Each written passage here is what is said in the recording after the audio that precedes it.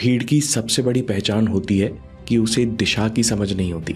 बस धक्का लग रहा है और भीड़ में सबको लगता है कि हम आगे बढ़ रहे हैं।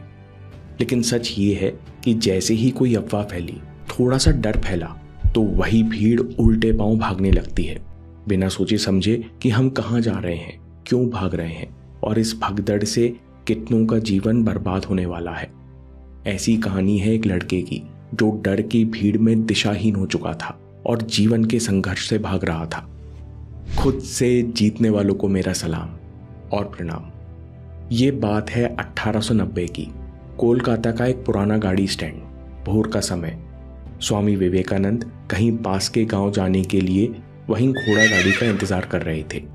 इसी बीच उनकी नजर कुछ दूरी पर खड़े एक युवक पर पड़ी, जो एक पेड़ की छांव में खड़ा होकर किसी गाड़ी का इंतजार कर रहा था।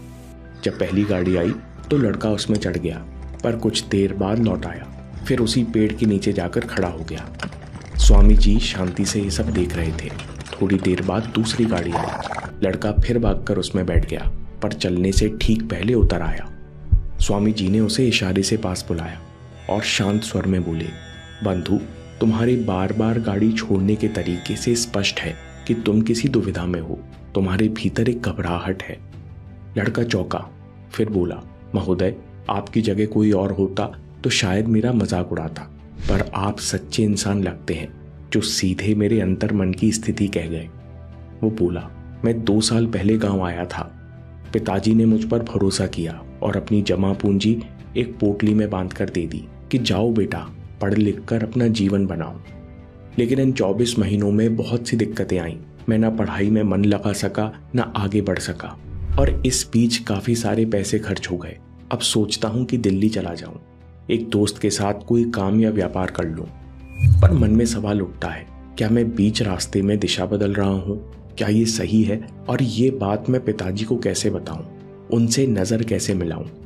स्वामी जी कुछ पल चुप रहे, फिर बोले, मैं तुम्हें एक कहानी सुनाता हूं, शायद यहीं से तुम्हारे सवालों का उत्तर मिले। श्यामनगर यहीं कोलकाता के पास एक छोटा सा कस्बा है। कई साल पहले यहाँ एक अमीर जमींदार का बड़ा परिवार रहता था। फिर जमींदार के अचानक निधन के बाद उसकी पत्नी और बच्चों की हालत बिगड़ गई, क्योंकि साथ में रहने वाले रिश्तेदारों ने घर, खेत और दुकानें सब पर कब्जा कर लिया और बीवी बच्चों को घर से भी निकाल दिया। माँ और बहन दिन रात काम करने लगी, लेकिन जमींदार का बेटा वास्तविकता स्वीकार नहीं कर पा रहा था। वो अब भी दोस्तों के बीच महंगे कपड़े पहनता, शानदार भोजों में शामिल होता, ताकि उसे कोई गरीब न समझे। एक दिन उसने घर से पैसे चुराए और बाजार से रेशम की धोती और कुर्ता खरीद लाया। उसी शाम उसका दोस्त बोला, अगले हफ्ते एक बड़े भोज में जाना है, वहां शहर के रईस लोग आएंगे। लड़का मनी मन मुस्कुराया, अच्छा हुआ मैंने नए कपड़े खरीद लिए।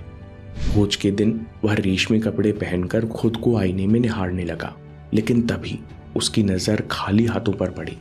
न अंगूठी न कड़ा, एकदम से चेहरा उतर गया। वो सोचने लगा, क्यों ना अपने दोस्त से मांग लूं। दोस्त बोला, ले जा यार, भोज के बाद लौटा देना। उसने हीरे की अंगूठी और सोने का कड़ा दे दिया, जो बहुत कीमती थे। भोज में जब लड़का पहुंचा तो सबकी नजर उस पर थी। वह चमक रहा था, मानो फिर वही रुतबा लौट आया हो। लोग उससे बातें कर रहे थे, मुस्कुराकर हाथ मिला रहे थे। रात को लौटते समय उसका मन 7वें आसमान पर था। उसने हाथ उठाकर अंगूठी की चमक देखनी चाहिए, पर यह क्या, ना अंगूठी न कड़ा, हाथ खाली था। उसका चेहरा सफेद पड़ गया। वह बड़बड़ाया, अरे ये तो 5 लाख के थे। उसने किसी से कुछ नहीं बोला। अगली सुबह वह एक साहूकार के पास गया और भारी सूद पर 5 लाख का कर्ज ले लिया। उसी दिन वैसी ही अंगूठी और कड़ा बनाने का ऑर्डर दे दिया। 1 हफ्ते बाद नकल किए हुए कड़े और अंगूठी लेकर दोस्त के पास गया। दोस्त ने मुस्कुराते हुए कहा, अरे तुम तो अगले ही दिन लौटाने वाले थे, इतने दिन कहाँ लग गए? लड़का छेपा और बोला, बस सोनार के पास दिए थे, साफ कराने में समय लग गया। दोस्त संतुष्ट था। लड़का लौट आया, पर उसके भीतर स्वाभिमान की आग जल उठी। उसने ठान लिया कि यह कर्जा मैं खुद चुकाऊंगा। उसी दिन उसने काम पकड़ लिए, दिन में 2 नौकरी और रात में चौकीदारी। कई साल बीत गए। उस लड़के ने ना उफ की, न शिकायत, न ही कभी छुट्टी ली। 20 साल तक लगातार मेहनत करता रहा और आखिरकार कर्ज का पूरा बोझ उतार दिया। फिर उसने राहत की सांस ली और छुट्टी लेकर घूमने निकला। संयोग से रास्ते में वही दोस्त मिल गया। दोनों दोस्त पुराने दिनों की बातें करने लगे। अचानक दोस्त ने कहा, अरे तुम तो बहुत बदल गए हो, तुम्हारे बाल भी सफ़ेद होने लगे हैं, तुम इतने सालों से थे कहाँ? ये बात लड़के को दिल में चुभ गई। उसने पूरी बात बताई और कहा, मेरे ऊपर 5 लाख का कर्ज हो गया था, ऊपर से भारी इंटरेस्ट, इन्हें चुकाने में 20 साल लग गए। दोस्त हक्का बक्का रह गया। फिर बोला, अरे वो दोनों तो नकली थे, मुश्किल से 500 के होंगे। काश तुमने मुझे पहले बताया होता, क्योंकि जो तुमने मुझे असली दिए थे वो मैंने बेकार मानकर 5 साल पहले किसी को दान में दे दिए।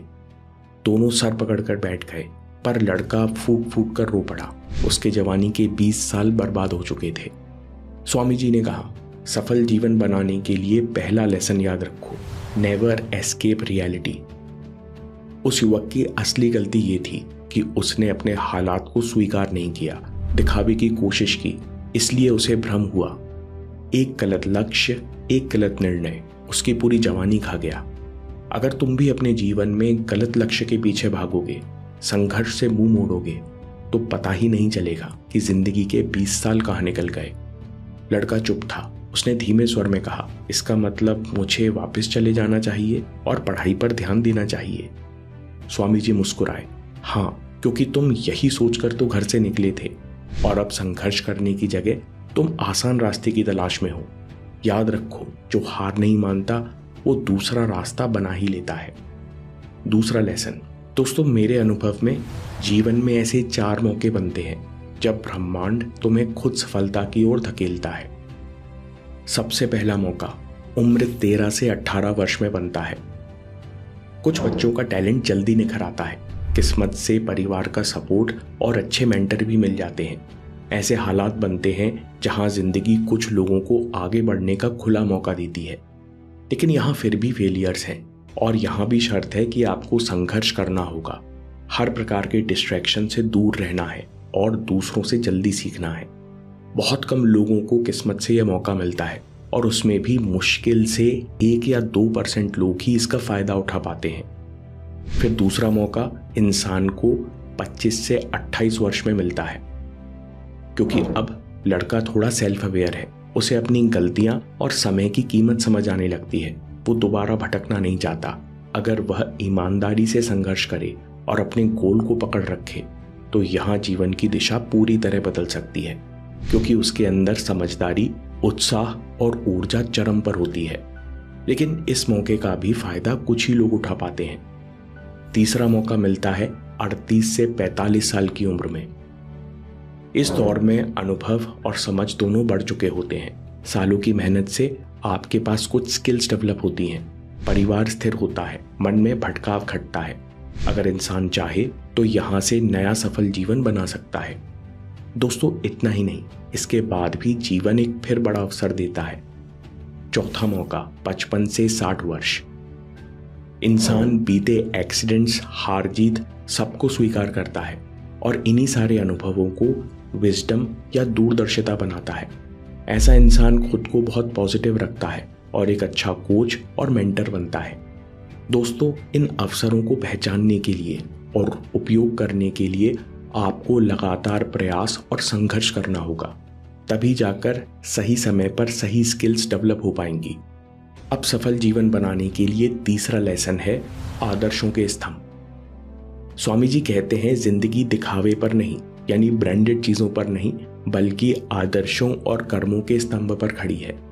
स्वामी जी कहते हैं, लोग जो चाहे कहें, कहने दो, तुम अपने आदर्शों पर टिके रहो, एक दिन यही दुनिया तुम्हारे पीछे चलेगी।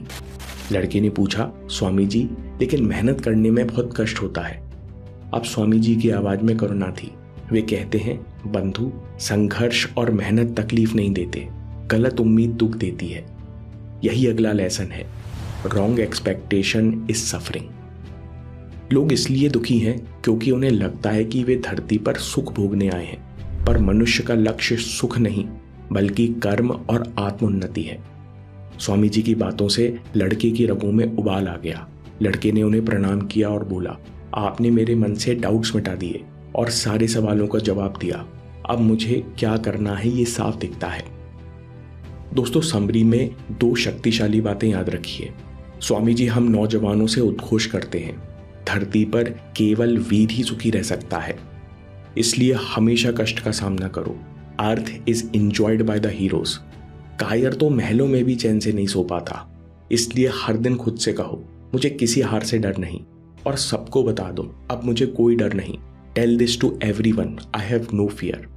दूसरी बात, खुद से कहो मैं प्राण त्याग सकता हूं लेकिन लक्ष्य नहीं।